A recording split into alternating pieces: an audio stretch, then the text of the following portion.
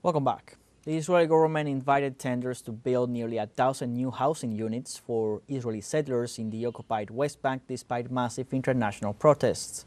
The Israeli anti-settlement group reported that the tender is for the construction of 974 additional illegal homes in the settlement of Efrat, south of Bethlehem. They also warned that the construction of an entire neighborhood in the settlement of Efrat will expand it by 644,000 square meters, which will increase the number of settlers living there by about 40%.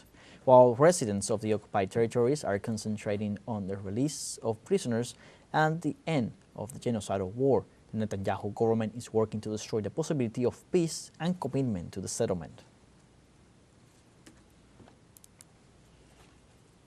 And humanitarian organizations warned Tuesday about what they describe as a catastrophic situation in the Palestinian cities of Gaza and Rafah, despite the influx of aid and supplies for the population.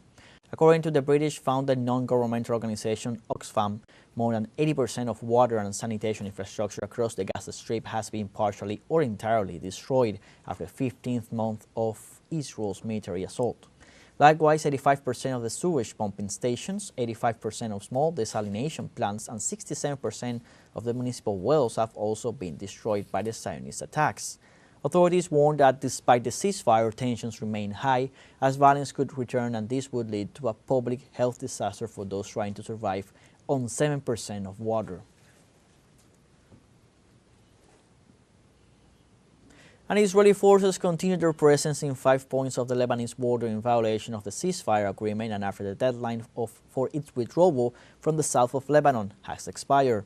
According to local media, the Lebanese armed forces are deploying little by little to counter the Israeli presence in the territory, despite the fact that the advance is being hampered by explosives and damage to roads.